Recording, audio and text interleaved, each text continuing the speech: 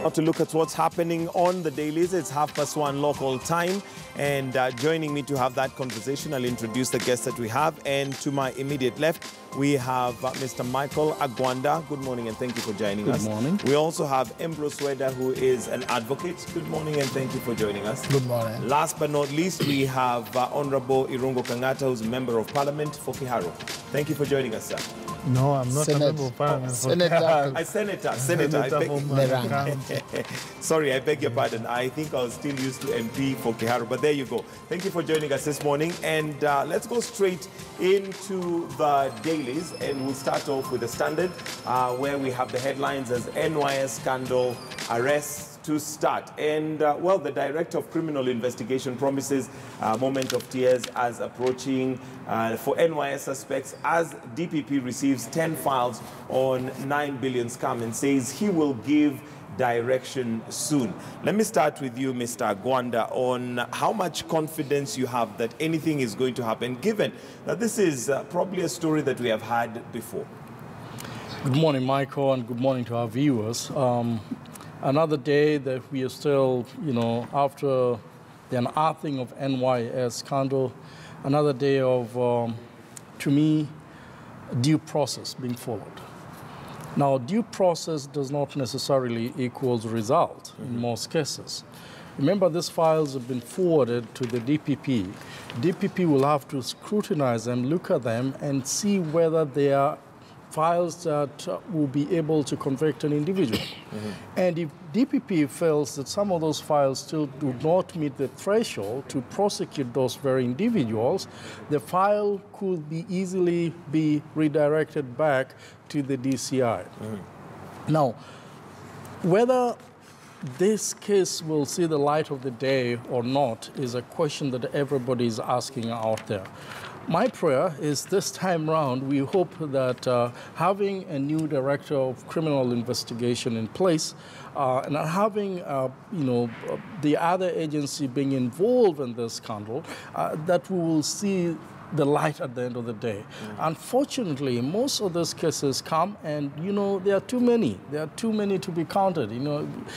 We seem to be treated with the corruption every single week. And then after a short time, Kenyans have been known now to be very, very forgetful. I mean, we're treated on the scandal of NYS. We know now that, Kenya Forest has an issue of another 2 billion or so that was supposed to be used in school that now has come out, and before long we will have forgotten about NYS and we'll be talking about something else.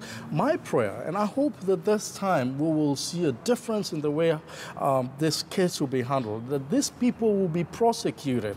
Michael, the problem we have in this country is we've baptized corrupt individuals with names like looters and cartels, while knowing them very, very well that, they work in these offices and they're Jacob Jones and they're, whoever they are. But we don't want to say their name in public because we feel, oh, I could be prosecuted because perhaps I do not have evidence as to mention this individual. And we also have issues of people going to court and asking for anticipatory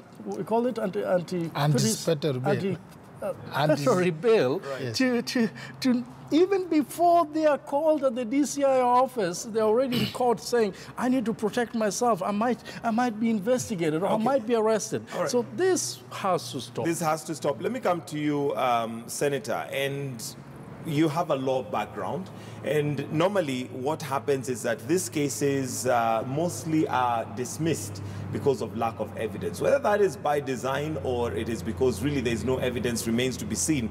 But what's going to be different about this particular cases? We still have the 791 million that went missing that still basically nobody could account for it in terms of being put on the spot for it. When you look at the reasons that judiciary usually cite when dismissing some of these cases, from where I sit, a vast majority of those cases, they are usually dismissed on what I would say spurious grounds, not very cogent ground. I don't see a very good philosophy or jurisprudence that is usually established by those cases. And you see a situation where the courts are more geared towards towards enforcing the rights of the individual over the larger interest of the society. And to that extent, I would pray a situation where we pray judiciary shifts to taking more into account the public interest rather the rights of the individual. Of course, you have to take into account the rights of the individual are clearly denoted under our Constitution, and courts, of course, have that duty to enforce the Constitution.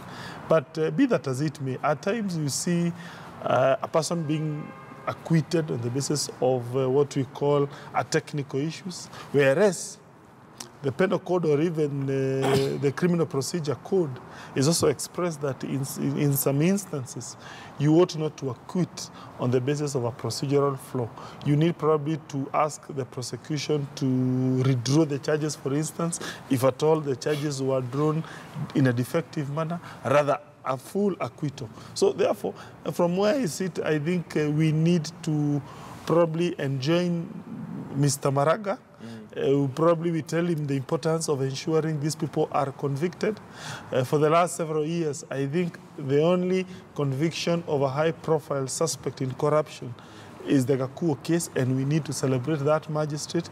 That was a very bold move on the part of that magistrate. But from the last so many years, we have never seen a white-collar criminal being sent to jail. To jail. All right, let me come to you, Ambrose Weda, and very briefly, because this is going to be what we'll be discussing, corruption and how politics plays into it. But your thoughts on whether this is going to be any different, or is it yet another, well, good headline, NYS scandal, arrest will start, and it ends there? Let me travel with hope and say that I hope things will work out well. This is the time that cases are lost. They are lost now. Either we are winning the NYS case now, or losing it. Or losing it. It is not in court. By the time you reach court, you have either lost or won. The evidence that we collect now, this is the time that the government needs expert lawyers. Experts to tell them, collect this and this and this, bind them, and let's go to court. This is also the time when the suspects also get their expert lawyers to tell them, ensure this document is hidden, this one is stolen, this one is stolen. So by the time you reach Maraga's court, either the case is already dead on arrival. Let's not blame the courts. They have no choice. When I go there, I know exactly which vital documents have been removed. So now, if you see the kind of arrest, if they make arrests today, I would be able to tell you this one is heading nowhere or heading somewhere. Why? Because of the vital nature of documents that are being presented. If you take, for instance, the tender documents, you mix them up or you steal some of them, you're already messing up the paper trail. You go to the bank, you mess up those who opened accounts, and then you mix their IDs and so on. You're already closing up the gap. So when you go to court, you cannot prove beyond reasonable doubt. So where we need to invest money, time, and energy is now. And then that means it requires speed. All right, and we'll come to that, because that's what we're going to be discussing here. Of course, we'll start off maybe from the question whether some of that evidence goes missing by design, because it cannot be that every single case that comes, evidence is not found and paper trail is missing, and it just seems to many Kenyans... It is normally by design, by the way. If you instruct me today that you are being followed, because when you approach your lawyer, you tell the lawyer, look, there's 60 million. I know part of it. And then you ask him, do you have it? He tells you, yes, I have part of it. Then you say, we will talk on fees, but do a deposit. Then at that time, you're working together. You say, ensure that your friends in the system, they give you this document. They also give you this one. Then you keep and you look at it and you burn it. And then you come and say, now, strict proof thereof. So when the prosecution, they can't prove. You tell them, bring out the original ID, which was used to open that account. They don't have it because you took it. So it is the preservation of the original crucial evidence that will ensure that we succeed. Otherwise, yapping around it like this with somebody with 50 million, 100 million, and then somebody investigating is earning 40,000. Hey, you and It's I going to can guess. disappear. You know, Mike, I'm afraid that my friend Weda is actually coaching some of those thieves watching us But today they seem on what to- to I'm do. feeling as a lawyer. Mr. Agonda, they seem to have already been coached because this is not something that's starting today. The NYS scandal that we have now, 9 million, is not something new. Well, to comment on that issue, particularly the comment concerning coaching, you see, the reason why the courts don't have a lot of sympathy with the state is because of the notion that there's this presumption that the state is just too powerful, meaning it ought not to be losing cases on the basis it has, one, a lot of staff, two, a lot of capabilities, for instance, to protect those documents, to retrieve all evidence, and therefore, in terms of the equilibrium between a suspect vis-a-vis a state who has more resources to mount a more sophisticated case, the assumption is the state. And therefore, for instance, if you're talking about protecting documents, you have the police who have that capability, you have the NSIS who should be spooking anyone who wants to ban away any document, and therefore the argument. But and I think the if, philosophy... if we go with Weda's argument, even those, some of those bodies might also be, you know, be part of the chain. No wonder, that those no documents wonder, disappear. no wonder an issue has been raised, for instance, that money was channeled through certain banks. Governments regulates banks. They should also be asked a question. From where I sit, of course, other documents, for instance, they are in the custody of the Registrar of Companies. Registrar of Companies is an office under the Office of the Attorney General. So you will find They're traceable. in all those places where that money meanders, you will see the hand of the government. And therefore, at times, as a magistrate, you may wonder, how can you fail to mount a good case, whereas you, as a state, you have all the levels All of the power. resources. All right, we'll come back to that, and I can see I have very brilliant mind in terms of even doing those investigations and find out what exactly, where do we go wrong. So we'll come back to that. But let's look at page 5 of the Standard. And Uhuru awarded for road projects. Now, this is mainly to do with the SGR and the fact that there's quite a good amount of traffic, both commuters and cargo that is coming from Mombasa. But the bank, there, one of the world banks, basically found it fit to award Uhuru Kenyatta. Your thoughts, Mr. Agwanda, on the fact that as much as the SGR had caused a lot of jitters, there was also issues to do with the cost. He has been awarded basically in terms of development in Kenya. And Well, it's a prestigious award for that matter. I have been to the SGR and I've traveled through Nairobi to Mombasa. And I have to tell you, Mike, that I went there when it began. It was about 3 hours to Mombasa, and now they've moved it to 5 hours. There is no reason why we need to go to Mombasa in 5 hours if it was 3 hours when it began. I mean, there would be absolutely no reason why it should be extended. I think the SGR came because we wanted to have some speed and efficiency to Mombasa. Now you move it to 5 hours, and all you do there is just sell, you know, have NAS there selling food all the times, while people could be taking 3 hours to Mombasa. So I'm not sure about this award, and I do not want to discredit the individuals and the organizations that they did that. Perhaps they have good reasons to do that. But when it comes to road network in this country, I think we can only credit one individual, and that is the former president, Mwai Kibaki. He did a thorough job on the road network, and I think what we're seeing today is as a result of Mwai Kibaki and Honorable Raila Amolo Odinga when they came together. You don't think the SGR has any credits that when maybe... it comes to moving goods from Mombasa to Nairobi, they've done well. But when it comes to passengers, I doubt why we celebrated it when we are having 5 hours to go to Nairobi, while the train could easily take 3 hours. To me, I really think the road network in this country is still having issues. For now, even Nairobi alone, if there is one place where there are huge issues on bad roads, it's Nairobi. It's just rain, and you can see. And we can blame the rains for, you know, until our donkeys come back home. But really, we knew that the rains will come, and we know that the roads should be recarpeted every now and again. As far as looking at Ngong Road and going the other side, the work that is being done there, it's great. My problem is it takes awfully longer to have some of these roads finished. And also the cost. And the cost. And the cost is prohibitive. I mean, there's a lot of, kickback on some of these roads. We are blaming China, bringing their drivers on the roads, and you're wondering, well, I think Kenyans are able to drive some of these tractors. Why must we have Chinese to do this? Specifically on SGR, I know the contract is different. The Chinese are supposed to run it for some time, but do Chinese have to run around the coaches checking on people? Isn't that something that Kenyans can do? It just out of my, wildest dream, some of the jobs that we could easily do without having foreigners here, the foreigners are doing, and this has to be checked. All right, Whether I see you shaking your head as he was speaking. The question was very simple. Who awarded for road projects? Is it? And then we circumlocute, whatever. When the SGR was being done, a massive team, including my brother, they were against it. Now that it has turned out to be well, you say, congratulations, Mr. President. We must be able, when we do well, to say, we have done well here. We must be able, when we do poorly, we say, we have done poorly.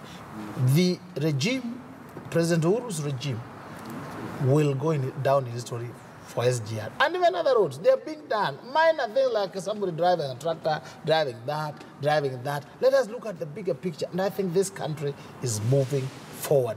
This we will award to the president. In fact, if the corruption things are dealt with, if a few people are beheaded, he will leave a rich legacy.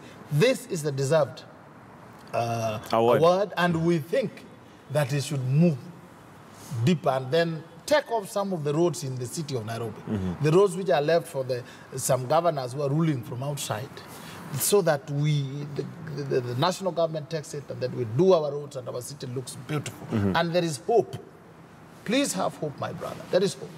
All right, and Irungu Kangata, let's now move on to page 8, and this is to do with the port. 4CS storm port at night to assess the work that's going on there. And of course, this has been another major cash cow for some in terms of corruption. The port officials from Kenya Electricity Transmission Company Limited at the port of Mombasa, 4 cabinet secretaries toured the facility between Friday night and yesterday to ascertain claims of graft and poor workflow. Again, graft coming in here, but that has been another major bottleneck. Irungu Kangata, do we see the port possibly becoming more efficient and also ensuring that people do not milk those who are trying to bring in goods from outside the country? Yes, from where I sit, I think the port is doing a good work. I have been there. I have seen progress. I am aware, for instance, they have constructed new berths. There are also other works which are ongoing. We will see, for instance, a new terminal that is going to be established that is going to connect the port with the SGR. So there are a lot of good things which are happening in the port, which we need to celebrate. Building a berth is quite expensive. They have reclaimed vast regions of ocean. And therefore, we need to celebrate what is happening in Mombasa. I foresee Mombasa port opening up, particularly after what we call the Silk Maritime Road, the Silk Maritime Route, which is being built by the Chinese. You are aware the Chinese are now establishing what we call a Silkway. One is going to use the road network, and also the railway is going to connect China with Europe. There will be another one that is going to be maritime, and that one, the end of that way is Mombasa. So if that was to happen, Mombasa is going to open up, is going to become a major port.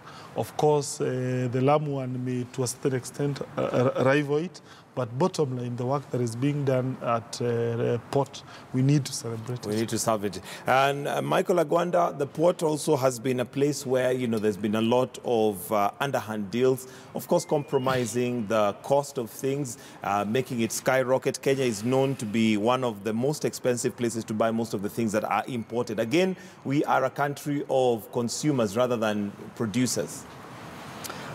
My take on the port is perhaps we need to do more than we are already doing. I remember the president at one point saying when he was opening of the SGR, he actually asked these guys to promise him whether we could have goods cleared, containers cleared within hours. And the Port Authority administration actually promised them as such.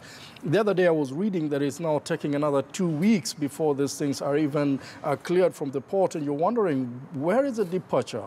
When the president was promised that within hours the containers will be cleared from the port, and today we are having people demonstrating and saying it's taking awfully longer to have the containers cleared out of the port. Now, where is the this much here? Why do the executive say one thing and the handlers of the entire thing promises but do not deliver? I strongly believe that we are in a critical time here, a time where if we don't check with the Port of Mombasa and enhance efficiency and stamp out corruption at the Port of Mombasa, then the port in Tanzania is going to catch up with us. And if that happens, we're going to lose a considerable amount of money that is coming through Kenya to Uganda, Rwanda, and our neighbors. I hope that the port will get their act together. When you look at the issue of even ferry that is, helping people cross over, and I was there just a few weeks ago, and you look at how, I know there's one new ferry that has come that is very, very helpful, and ferry, I know, is not part of the Ports Authority, but we need to have a ram there instead of having ferry crossing every now and again. And some of these things could help ease and bring efficiency at the port. Bad corruption must be stamped out. I think when you look at the composition of the board of the Ports Authority, and with the natives saying that our people must be there, regardless of whether they qualify or not, some of those issues must come out very strongly, and the port should be run really, really professionally. All right, and now let's move our focus to the Daily Nation and look at the headlines. Ambrose Weda, how Uhuru's 2 billion got lost in the forest. Again, another story that is going to be very baffling and troubling to Kenyans. And this is basically a task force that was given a report that indicated that more than 200 schools had been covered by Uhuru's program with over 100,000 trees planted. That means either school had nurseries worth 10 million to the taxpayers, which means a seedling was going for about 20,000 shillings. Again, I think the president means very well, but the hunger for money, public money, is everywhere. Until blood flows freely in courts and in the streets, this kind of reports will not cease. Because when people see public money, they just want to take it. They just want to mop it up. They don't taste it, they mop it up. And there are various ways. Something like this, I think, if heads were to roll, some people are sacked, some people are arrested, some people are... it's just an avalanche of action. Even innocent people will be crushed in there, but it will be history in this country that money was stolen in Wenwise and some for forest, and some people were swept. They were innocent, but they got swept in the avalanche. Because we cannot continue taking this. This 2 billion, if it was applied properly, we would be reading a totally different script. But you see, the president sitting where he is, he does policy, then he puts some of us in place to implement these things. As he turns his back and we turn our back, we just come with sacks and mop these things. But the paper trail is there. I wish I was... Some of these people just need rungus to get there. Irungu Kangata, where does the buck stop? Because honestly, this cannot continue. And in Kenya, we have a problem and a disease of blame game. It's either the judiciary or the president is not cracking the whip or the police are not doing investigations. We just gerrymander and go around, never getting to the bottom of it.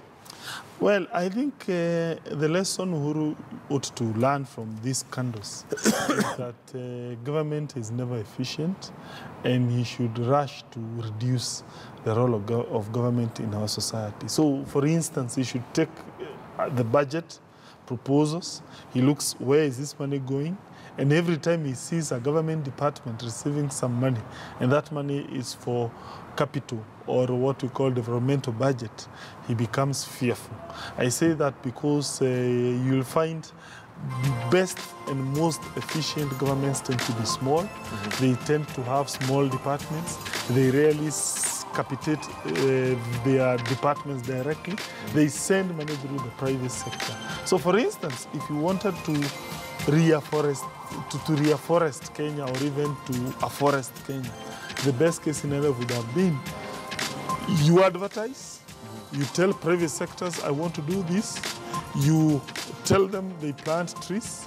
The good thing with that mechanism would be you are only paid after you deliver. But in government, this kind of system where you send money through government departments, usually the other way around. You first send the money, then they execute. So the best case scenario would have been, one, reduce government, reduce the role of government in our society, in terms of departments, in terms of our size of our ministries. And that way, you'll be able to send money through the private sector and you may get more results as opposed to a situation where you are depending public servants to spend that money. All right, we'll have to take a break right now and wind up our newspaper review, but do stay with us, gentlemen. We're going to be now going into, well, basically the discussion of the day. And a quick reminder of the question, is politics undermining the fight against corruption? Your answers are coming through, and I'm going to be reading through them as we carry on. But for now, we want to release KTN Home for Life and Style to begin right here on KTN News. We're going to continue just a bit after the break. So for KTN Home viewers, we say goodbye. KTN News, we take a short break. We'll be right back.